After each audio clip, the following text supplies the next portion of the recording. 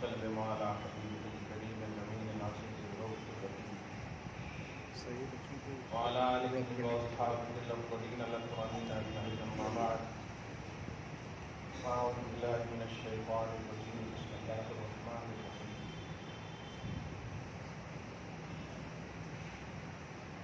لقد كان لكم أسوة حسنة في إبراهيم صدق الله العظيم رسول برکت کے لیے درود شریف پڑھ لیجیے اللہم صلی وسلم وبارک علی سیدنا و شفیعنا و حبیبنا مولانا محمد معدن الجود والکرم وآلہ الکرام وابنہ الکریم وآلہ واصحابہ وبارک وسلم صلاۃ و سلام علیک یا حبیب یا سید یا رسول اللہ صلی اللہ تعالی علیہ وسلم.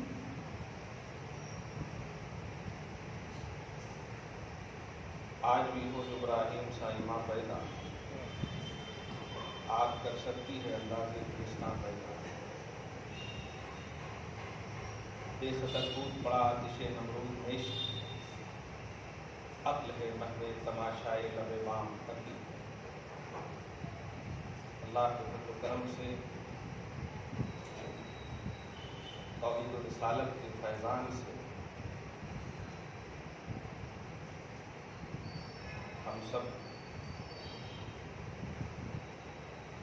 اسلامی کیلنڈر کے حساب سے آخری مہینے میں اور اس کے پہلی تاریخ کے آغاز میں سید الایام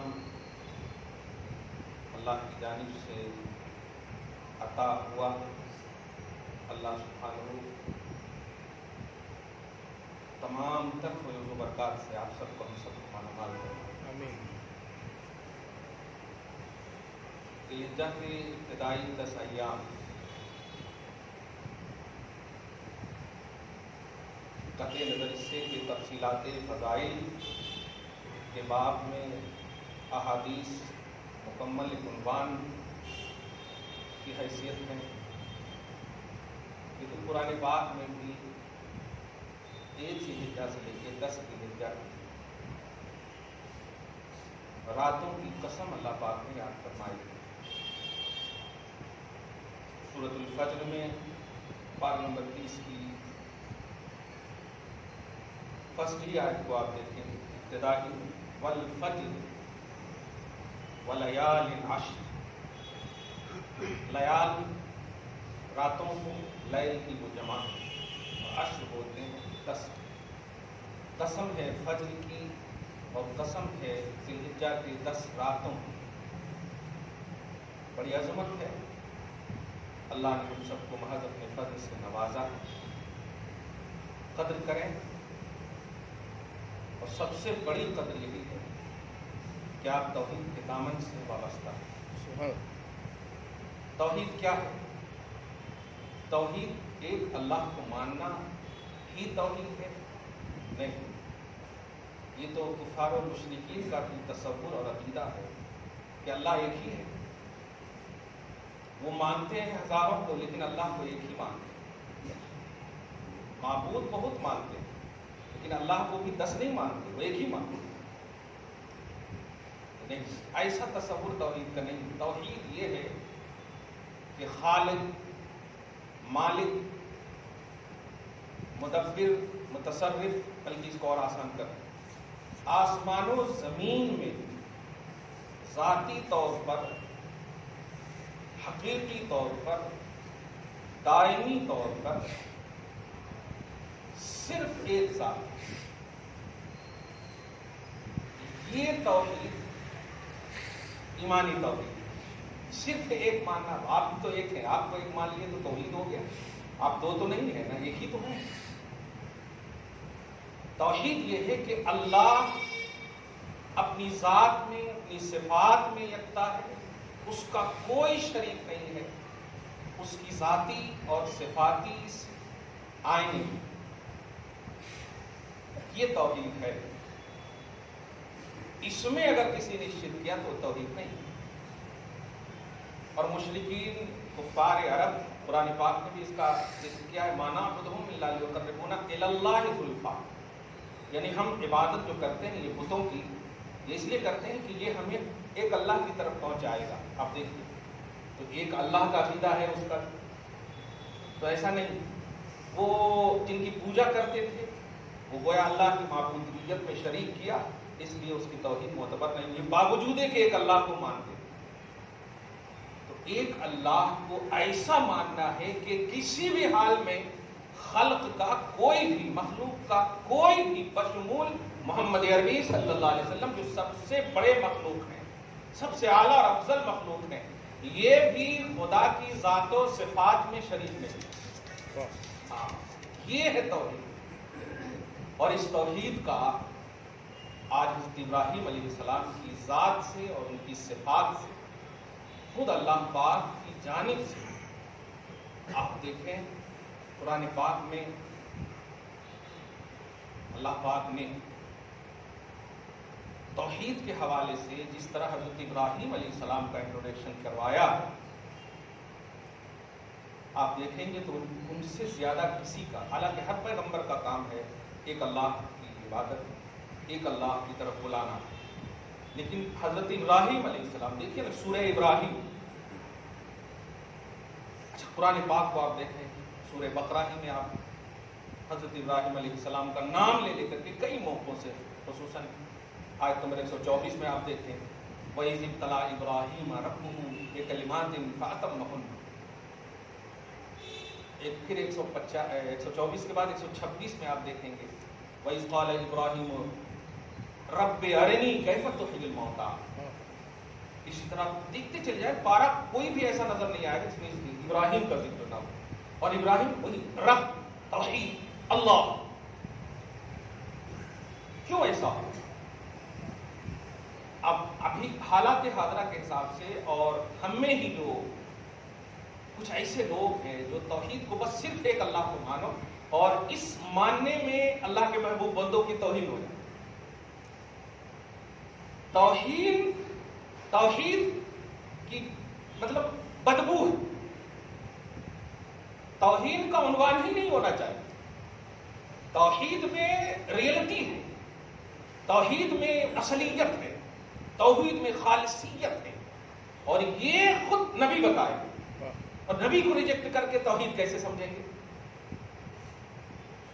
اب آپ سوچیں کہ حضرت ابراہیم علیہ السلام کا عنوان اللہ پاک جو ہے اپنی توحید کے باب میں پیش فرما رہا. اب اسی سے ایک تصور ملا کہ اللہ تبارک و تعالیٰ کی توحید کو سمجھنے کے لیے خود اللہ نے رکھا ہے کہ میں اپنی توحید کو تمہیں سمجھاؤں گا اور تمہیں میں سے کسی کو منتخب کروں گا. اس سے ایک عقیدہ تصور ملا. سب لوگ توحید ڈائریکٹلی نہیں سمجھنا، یہ میرا پیمانہ یہ توحید ہے، بلکہ پیمانے فہم توحید ہے، یہ تفہیم توحید. توحید کو سمجھانے کا پیمانہ میرے پاس ہے. چنانچہ حضرت ابراہیم علیہ السلام کا انتخاب ایسا ہوا کہ آپ سمجھیں ایک نئی کیا بات ہے، قرآن کی بات بتا رہا ہوں کہ جس نبی کے پیروکار سب سے افضل نبی ہے یہ محمد عربی صلی اللہ علیہ وسلم، سب سے افضل ہے امام الانبیاء، صحیح ہے. ان کے بعد اگر کوئی افضل ہے ابراہیم علیہ السلام، وہ لازم رسول نبی. یہاں تک کہ ابراہیم کا ایک معنی یہ عبرانی زبان ہے، لیکن اس کو آپ تفسیر جلالین میں پڑھاتے وقت جو حاشیہ میں ایک بات ملی تھی، بڑی طبیعت بات ہو گئی تھی، آج میں شیئر کرتا ہوں اس کو. علمی بات ہے. ابراہیم کا جو اصل ہے، اس کی جو اصل ہے وہ ابو راحم. کیا ہے؟ ابو راحم. راحم بولتے ہیں رحم کرنے والے کو. وہ اس سے مراد حضور علیہ الصلوۃ والسلام ہے. اور ابو مانے کنیت ہوتی ہے، جیسے ابو بولتے ہیں. اب آپ کے بیٹے کا نام طلحہ ہے تو آپ کی کنیت ابو طلحہ. سہیل ہے تو ابو سہیل. کنیت مشہور، اشارہ سے جو مشہور ہوتے.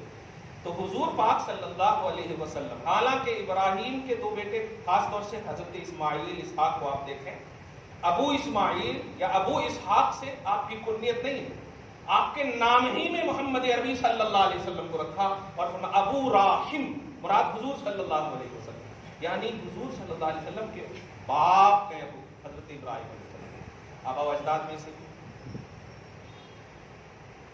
درود شریف پڑھیں اللہم صلی علی محمد وعلی آل محمد. اور کنیت جو ہوتی ہے عرب کی سرزمین پہ، کنیت بولے تو آج کے حساب سے بولے سرنیم. تو یہ جو ہے ہم بھی جب انڈیا میں رکھتے ہیں تو اس سے مراد ہمارا اسٹیٹس ہوتا ہے، ہمارا لیول ہوتا ہے، لو کوالٹی کا پہلو نہیں ہوتا، صحیح ہے نا؟ ہاں، تو عرب کی سرزمین پر کنیت بھی اسی باب میں اسی اعتبار سے ہے، اسی اینگل سے ہے. تو ابو راحم ابراہیم، ابھی حضور تشریف نہیں لائے ہیں اور اب حضرت ابراہیم علیہ السلام ان کے حوالے سے ظاہر ہے وہ سلیکٹڈ نام ہے کہ اے ابراہیم تمہارا انٹروڈکشن ابھی سے دیکھو، میں آنے والے تمہاری نسلوں میں سے ایک وہ ہوں گے جو تم سے بھی افضل ہوں گے، ابھی سے تمہارا نام ہی کی تحقیق لوگ کریں گے تو محمد کے قریب ہو جائے گا. اللہ سبحانہ ابراہیم علیہ السلام کی آئینے میں اچھا سب سے اور ایک اہم بات اللہ پاک نے حضور رحمۃ اللہ علیہ صلی اللہ علیہ وسلم کے حوالے سے بھی فرمایا. سورہ احزاب کی سورہ نمبر 21 کی آیت نمبر 21 میں ہی دیکھیں آپ، لقد کان لکم فی رسول اللہ اسوۃ حسنہ، لفظ پہ غور کریں. یہی جملہ ہے حضرت ابراہیم علیہ السلام کی شان میں. سورہ ممتحنہ کی آیت نمبر 4 میں اور 5 میں آپ دیکھیں گے اللہ فرماتا ہے قد کانت لکم اسوۃ حسنۃ فی ابراہیم، سے وہی ہے اسوۃ حسنۃ فی ابراہیم، تحقیق کے تمہارے لیے بیسٹ آئیڈیل ہے ابراہیم میں. یہاں پر میں خلق ملک کا ذہن نہیں دے رہا ہوں، توحید ایک بنیادی چیز ہے. توحید جو اللہ پاک کی جو ریئلٹی ہے، اللہ پاک جو چاہتا ہے آپ سے کہ توحید کے قریب ہو، توحید کا معترف رہو، توحید کی تصدیق کرو، وہ دیکھیں آپ جس مذہب پر ہیں، آپ سمجھیں جو مذہب ہے آپ کا، اس مذہب کو کہتے ہیں ملت محمد، نہیں ملت ابراہیم. پارہ نمبر 4 کی فرسٹ پیج میں ہی دیکھیں گے قل صدق اللہ فاتبعوا ملت ابراہیم. حبیب کہیے کہ اللہ بہت سچا ہے، اللہ سچ ہی بولتا ہے، سچ ہی ہے، اتباع کرو ملت ابراہیم کی. محمد سے کہوایا اللہ پاک. تو آپ جس دین کو مانتے ہیں اس دین کو کیا کہتے ہیں؟ ملت ابراہیم.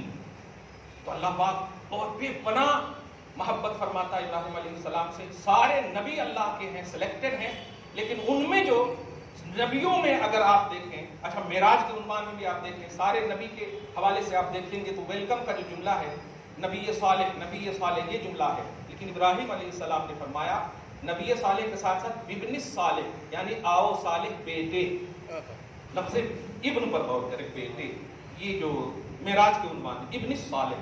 بہرحال آپ سمجھیں کہ ابراہیم علیہ السلام اور محمد عربی صلی اللہ علیہ وسلم کا جو کنیکشن ہے اور امت محمدیہ کو جو قرآن پاک میں ایک ذہن دیا ہے کہ تم ابراہیم میں بھی بیسٹ آئیڈیل تلاشو. وہ بیسٹ آئیڈیل سے مراد یہ کلمہ نہیں ہے بلکہ توحید ہے. کہ جو خطرات، جو مصیبتیں، جو آزمائشیں اللہ سبحانہ نے ابراہیم علیہ السلام کو توحید کی راہ میں دی اور ابراہیم علیہ السلام نے ان آزمائشوں پر خود کو ایک دم بالکل مکمل طور پر اتارا، کامیاب ہوئے. وہ تکلیف کی سملرٹی آپ محمد میں دیکھو گے تو آپ کو نظر آئے گی کہ ستائے گئے، پریشان کیے گئے، مصیبتوں کے پہاڑ ڈھائے گئے، ہر طرح کی تکلیفیں اور مصیبتیں اور پریشانیاں آئیں، لیکن پائے ثبات میں بلکہ نبوت کے پاؤں میں، استقلال میں کبھی بھی تزلزل نہ آیا. ظاہری طور پر خود کو دور کرنا گوارا کیا، لیکن جب آئے تو ان کے دل کو فتح کیا. زمین کو فتح کرنے کے لیے اللہ پاک نبی کو نہیں بھیجتا ہے، دل کو فتح کرنے بھیجتا ہے. اسی لیے فتح مکہ کے بعد بھی نبی نے مدینہ کو ترتیب دیا، باوجود کہ گھر مکہ میں تھا، مولد نبی کا مکہ میں ہے، لیکن فتح کرنے کے بعد مکہ کو ترجیح نہیں دیا، حضور نے مدینہ کو ترجیح دیا. اللہ سبحانہ آپ کو ہم سب کو حرمین کی زیارت نصیب فرمائے. درود شریف پڑھیں. اللہم صلی علی محمد وعلی آل محمد وبارک وسلم. آج بھی ہو جو ابراہیم سا ایمان پیدا، ابراہیم علیہ السلام کی طرح ایمان، یقین اگر ہو، آج بھی ہو. ایسے ہی نہیں کہا نا کسی نے، آپ کر سکتی ہے انداز گلستان پیدا.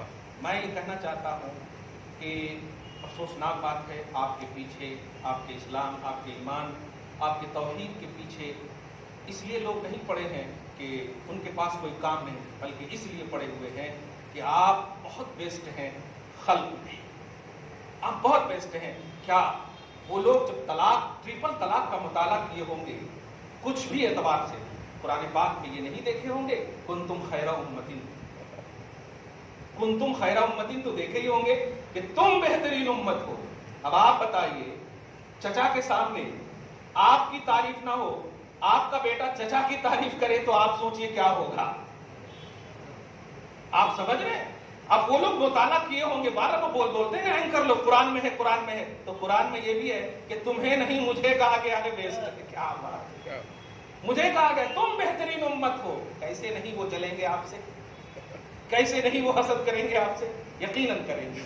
इसलिए आपकी तौहीद स्ट्रांग हो, इसलिए हजरत इब्राहिम अलैहिस्सलाम का मैं चंद आयतों के जरिए से उसका तर्जुमा सिर्फ तौहीद की बुनियाद पर, ध्यान रखिएगा, मैं ये जुमला इसलिए बोल रहा हूँ तौहीद की बुनियाद पर। और एक और जुमला बोल दूं, आप कुर्बते मुस्तफा में खूब अपने आप को कमाल की मंजिल में पाए, इसलिए भी हजरत इब्राहिम का जिक्र कर रहा हूं। यही अल्लाह पाक भी चाहता है। जैसे मैंने अबू राहिम कहा, अबू राहिम मुस्तफा की नाम की कुन्नियत का उन्वान दे करके गुरबत मुस्तफा ही तो उम्मत मोहम्मदिया को दिया है। सूरह मुमतहिना की आयत नंबर 4-5 को आप देखेंगे तो यही मकसद है।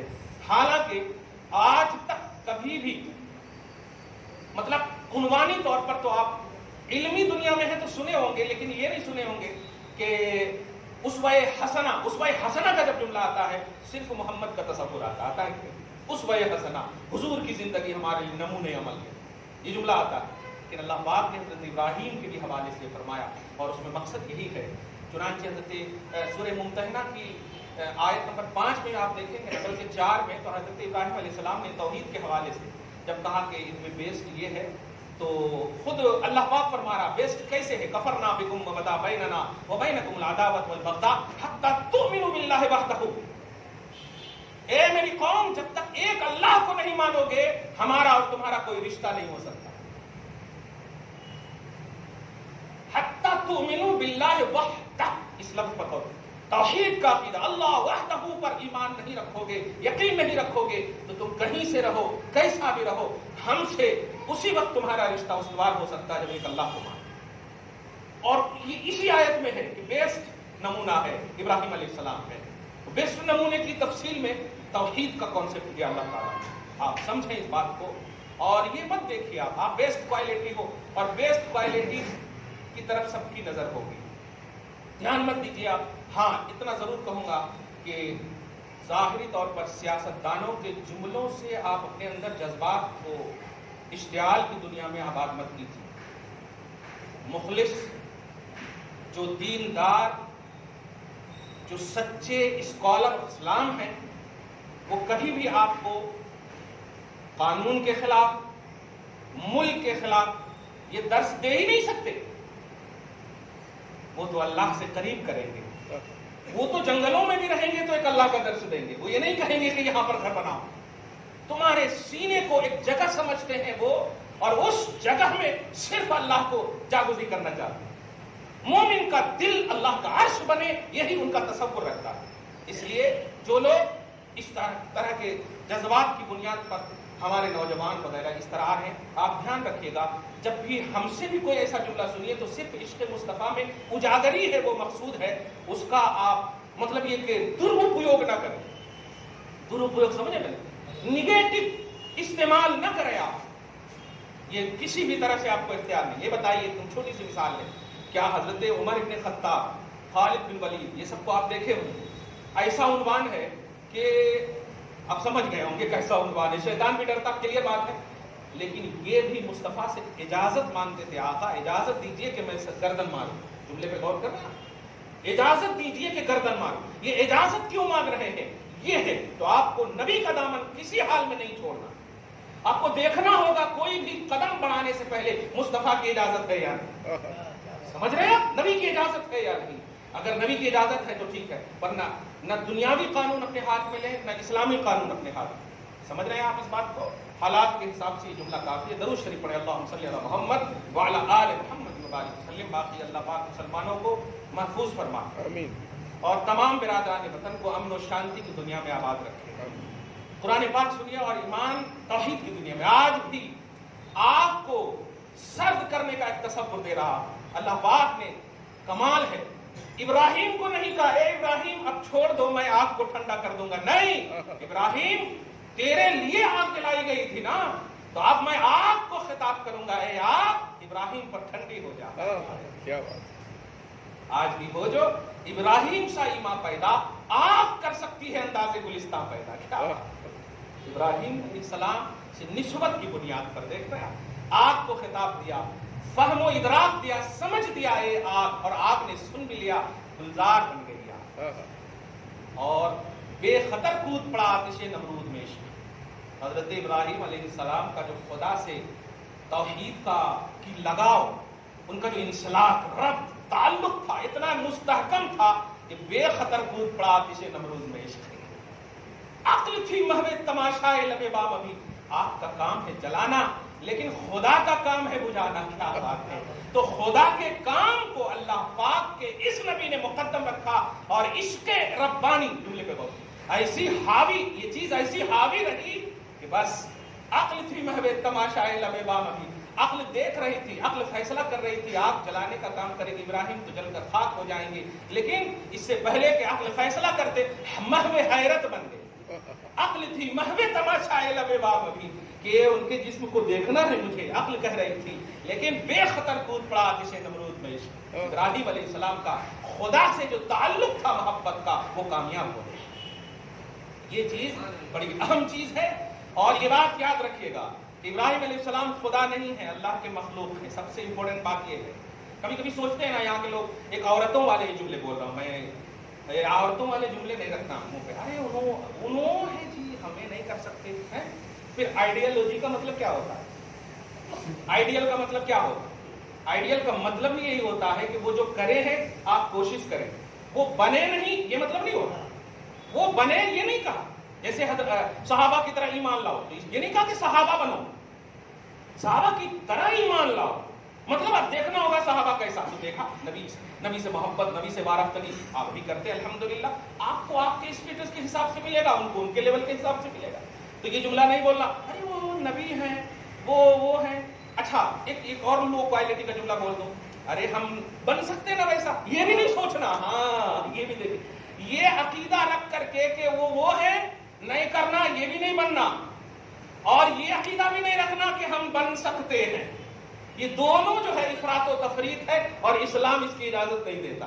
نہ سختی کا عقیدہ رکھیے، نہ ایزی عقیدہ رکھیے. یہ عقیدہ رکھیے کہ سمولرٹی کیا ہے، کس بنیاد پر ابراہیم کو عنوان توحید بنایا ہے اللہ پاک نے، وہ ہے اللہ کی بارگاہ میں انسلاک، ربط، تعلق. چلو ہم اپنے لیول اور زمانے کے حساب سے وہ تصور رکھتے ہیں کہ ہم ایک اللہ کو مانتے ہیں، اور ایسا مانتے ہیں کہ اس اللہ کی ذات اور صفات میں کسی کو شریک نہیں سمجھتے.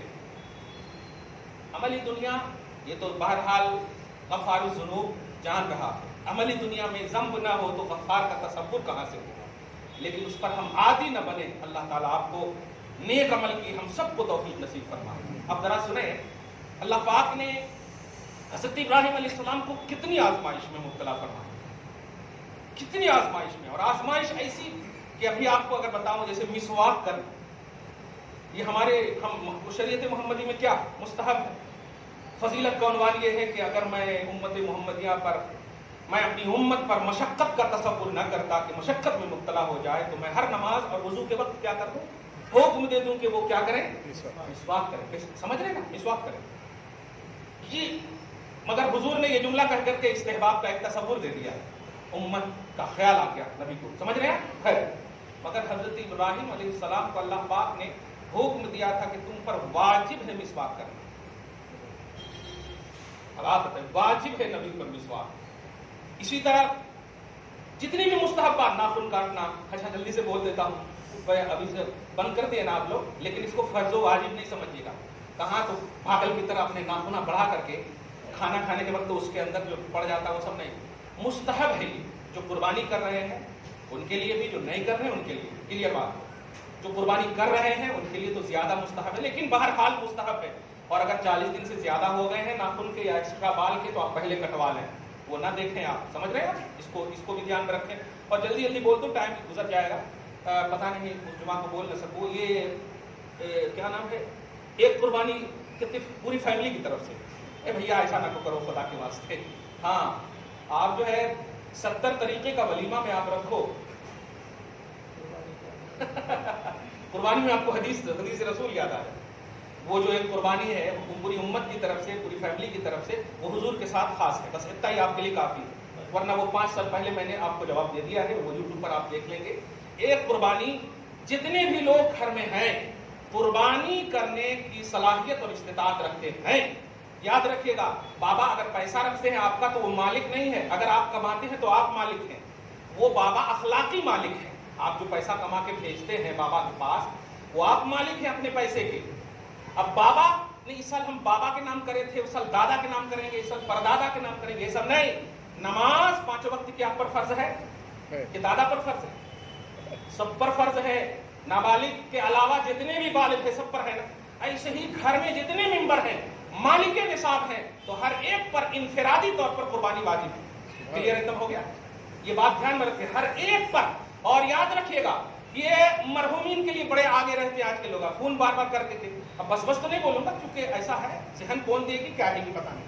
حضرت میں پرسل دادا کا نام کیا تھا، اس سال سوچ رہا ہوں ابا کے نام کروں. میں نے کہا کہاں ہے دادا ابا؟ تو بھی نہیں ہے. تو تم اپنے نام کرو بھیا. مرحومین کے نام اسی وقت آپ کریں گے جب وہ وصیت کر دیے ہوں. وہ بھی اس وقت جب آپ پر پہلے واجب ہے تو آپ اپنی طرف سے کریں پہلے. صحیح ہے؟ آپ اپنی طرف سے پہلے کریں گے، پھر آپ کو اللہ پاک نے دیا ہے وسعت تو آپ مرحومین کی طرف سے کریں، نبی کی طرف سے کریں، غوث پاک کی طرف، جس کی طرف سے بھی آپ چاہیں کر سکتے ہیں. چھوٹے بچے کی طرف سے ہر طرح سے کر سکتے ہیں. عقیقہ والے بھی قربانی کی اس میں شریک ہو سکتے ہیں. دھیان رکھیے گا یہ ساری چیزیں جلدی میں ہیں. پھر اگر مسئلہ ہو تو آپ پوچھیے گا. حضرت ابراہیم کا عنوان تھا. اس درمیان میں نے آپ کو چھیڑ دیا ہے کہ آپ مسئلہ پوچھیں. یہ مسئلہ چھیڑ دیا ہے میں نے کہ آپ مسئلہ پوچھیں. ابھی ٹائم ہے نا آپ کے پاس. حضرت ابراہیم علیہ السلام آزمائش ان پر واجب کر دیا تھا. ایکسٹرا بال، ناخن، مسواک، یہ ساری چیزیں. آپ دیکھیں کلمات کی تفسیر میں سورہ بقرہ کی آیت نمبر 124 میں تو 10 چیزیں حضرت عبداللہ ابن عباس نے گنائی ہے. یہ سب واجب تھا. اور یہ ایسی آزمائش ہے کہ آپ سوچیں محمد عربی صلی اللہ علیہ وسلم نے فرمایا کہ اگر میں مشقت میں مبتلا ہونے کا احساس نہ کرتا تو میں کہہ دیتا. اس کا مطلب یہ کہ حضرت ابراہیم مشقت میں ہوئے مبتلا. چنانچہ قرآن کا جملہ یہ اذ ابتلا ابراہیم ربہ، جب اس کے رب نے ابراہیم کو چند کلمات سے، چند چیزوں سے آزمایا. ابتلا کا عنوان اور آزمایا من وعن حضرت ابراہیم علیہ السلام. قرآن کا فاتمہن، کیا بات ہے. جس نے آزمایا ہے وہ کہہ رہا ہے کہ میری آزمائش پر کھرا اترا. مکمل طور پر میری آزمائش میں وہ کامیاب ہوا. اللہ نے کہا، آزمانے والا خود کہہ رہا ہے. اب اس کے بعد قال انی جاعلک للناس اماما. تصور سمجھیے گا اور پازیٹیو ہو کر کے رہیے. نہ آپ کا برا ہوگا نہ میرا برا ہوگا. پازیٹیو رہیں گے تو الحمدللہ بھلا ہی بھلا ہوگا. ہاں، انی جاعلک للناس اماما. اے ابراہیم تو نے میری آزمائش اور ابتلا میں، امتحان میں ایک دم 100% کامیابی حاصل کی ہو تو سنو، میں سارے لوگوں کا تمہیں پیشوا بناؤں گا. انی جاعلک للناس اماما، سارے لوگوں کا امام اور پیشوا تجھے بناؤں گا. کیا بات ہے. اولاد کا تصور دیکھیے. حضرت ابراہیم علیہ السلام کہتے ہیں، قرآن پاک کا جملہ پڑھ رہا ہوں، قال ومن ذریتی. دیکھیے خوشی دیکھیے یہ نہیں ہے ذرا سی ہمیں عہدہ مل جائے تو پتہ نہیں کتنا شہرا کرنے لگتے. وہاں عہدہ مل گیا پورے لوگوں کی امامت کا. امامت سمجھ رہے، پیشوائی، لیڈر. اور اللہ پاک نے فرما دیا. لیکن حضرت ابراہیم علیہ السلام کہتے ومن ذریتی، میری اولاد کو بھی مولا. کیا بات ہے، میری اولاد کو بھی مولا. اللہ پاک نے جو جملہ کہا ہے اس کو لے جائیے گا. اور یہ ہے توحید. ہمیں نہیں مانیں گے تو آپ کا ہو سکتا کچھ نہ بگڑے، لیکن قرآن کو نہیں مانیں گے تو بگڑ جائیں گے. ہمارا چہرہ بعد میں دیکھے گا، پیروں کا چہرہ بعد میں دیکھے گا. جس پر آپ ایمان لائے ہیں اس کو آپ مقدم رکھیے. اللہ فرماتا لا ینال عہدی الظالمین. اے ابراہیم سوال تو ٹھیک ہی کیے ہو، لیکن تمہاری اولاد میں جو ظالم ہوں گے میں اسے امام نہیں بناؤں گا. آپ غور کریں کون مخاطب ہے توحید کا. وہ علم بردار جس پر توحید رشک کر رہی ہے، اسے اللہ پاک فرما رہا میرا وعدہ ظالموں کو نہیں پہنچے گا. اب کیا کون ہے ظالم بتائیے. سڈنلی آپ کو اشارہ کر دے رہا ہوں حضرت ابراہیم علیہ السلام کی 2 اولاد خاص طور سے مشہور، حضرت اسماعیل اور حضرت اسحاق۔ اسحاق علیہ السلام کی نسلوں میں انبیاء کرام کی کثرت ہے، اور انہی کی نسلوں میں سے یہود کا تصور ہے، یہودیت کا تصور انہی کی۔ اللہ پاک گویا اس طرف اشارہ کر رہا۔ میں تفصیل میں نہ جا کر ایک جملہ بولنے جا رہا ہوں کہ منصب امامت اور منصب جو اللہ پاک عطا کرتا ہے، یا جو بھی منصب، فرض کریں میں اس منصب پر ہوں تو میرے منصب پر آنے کے لیے میرے جیسا بننا پڑے گا۔ یہ ہے، اس لفظ پر غور کریں آپ۔ میری اولاد پیدا ہو اور کھڑی ہو جائے، گدے پہ بیٹھ جائے آ کر کے، یہ نہیں ہے۔ اس آیت نے یہ ذہن دیا ہے، ابراہیم میں تجھے جو منصب عطا کیا ہوں، اگر اس منصب کے تحت تیری نسلیں ہوگی میں ضرور انہیں بھی پیشوا بناؤں گا، میں انہیں بھی پیشوا بناؤں گا، لیکن اگر نسلیں اس منصب کے لائق نہیں ہوگی تو میرا وعدہ ان کو نہیں پہنچے گا۔ کچھ سمجھے آپ کیا کرتے آپ لوگ؟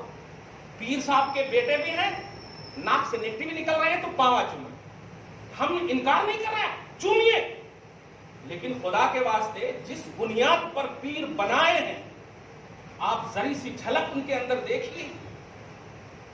کیا امام حسین نبی کے نواسے، قرآن کے نص کے مطابق نبی کے بیٹے نہیں ہیں؟ نبی نے صراحت فرما دی کہ حسین، واہ استقامت میری، حسن علم کا عظیم فضل لیا ہے، فرما دیا یہ دونوں آدھا میرے آدھا اوپر، سمجھ رہے میری طرح ہونے کے باوجود۔ لیکن آج قرآن پاک، حدیث پاک کا مطالعہ کریں تو حسین کی ساری زندگیاں جو توحید اور رسالت کی جو ریئلٹی ہے وہ نبی کے تحت نظر آ رہی ہے، نبی کے تحت نظر آ رہی ہے۔ باخبر رہے آپ، نسبت اپنی جگہ پر ہے، لیکن وعدہ الہی منصب جس کو ملتا ہے، جس منصب کا وہ اللہ پاک نے اسے اہل بنایا، ان کی نسلیں اس منصب پر اگر فائز ہوں گی تو وہ عہدہ انہیں ملے گا، نہیں تو نہیں ملے گا۔ یہ نبی کو اللہ پاک نے فرما دیا ہے۔ ان بات کو سمجھیے، یہ کوئی وراثتی جملہ نہیں ہے، یہ لیاقت کا جملہ ہے، یہ اہلیت کا جملہ ہے، یہ صلاحیت کا جملہ ہے۔ میرے جاہل بیٹے کو آپ مسلح پہ کھڑا نہیں کر سکتے۔ نہیں، حضرت کے بیٹے ہیں نا، حضرت کے بیٹے ہیں، حضرت نہیں ہے، حضرت کے بیٹے ہیں، حضرت نہیں ہے۔ اس بات کو جمعہ، چاٹی، فیض، برکتیں ایک دم ملیں گی آپ کو۔ آپ تو ہم وہ قوم ہے کہ اگر نسبت ہو جائے پتھر کو تو ہم جا کر کے حج کرتے ہیں تو پتھر کو چومتے ہیں، لیکن کیا فتویٰ کبھی حجر اسود سے پوچھتے ہو آپ؟ امامت کے لیے حجر اسود کو کھڑا کرتے ہو آپ؟ کبھی مرید حجر اسود سے ہوئے آپ؟ تصور لیتے رہا ہوں میں۔ اہلیت سمجھیے، اپنی جو نگیٹیوٹی ہے فکر میں اس کو نکالیے، توحید کے باب میں جو اسٹرانگ تصور دیا اللہ پاک نے وہ سمجھیے۔ اللہ پاک نے حضرت ابراہیم علیہ السلام کو آزمایا، کھرے اترے، منصب امامت ملی، اولاد کے بارے میں سوال کیا، اللہ پاک نے یہ فرمایا جو اولاد تیرے تصور پر کاربند ہوگی میں اسے دوں گا، اور دیا اللہ تبارک تعالیٰ نے۔ نسلوں میں جو نبیوں کی جو کثرتیں ہیں، کیا بات ہے۔ لیکن ایک اور اشارہ کر دے رہا ہوں جو مزے کا اشارہ ہے، اسماعیل علیہ السلام حضرت ابراہیم علیہ السلام کے بیٹے ہیں، لیکن اسماعیل کی نسلوں کو آپ دیکھیں گے تو صالحین تو پورے نظر آئیں گے لیکن نبی صرف محمد نظر آتے ہیں۔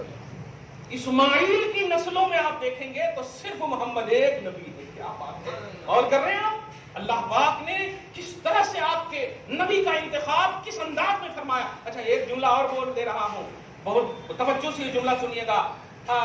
میں نے بہت ساری مسجدوں میں دیکھا ابراہیم علیہ السلام نے اپنے باپ کی بھی، مطلب یہ کہ ان کے باپ مشرک تھے، اس طرح سے باتیں آتی ہیں، حالانکہ صدیوں سے باتیں کہی جا رہی ہیں اور ہر بار آتی ہے تو آپ کے پاس اگر آئے تو توبہ استغفر اللہ پڑھ لیں۔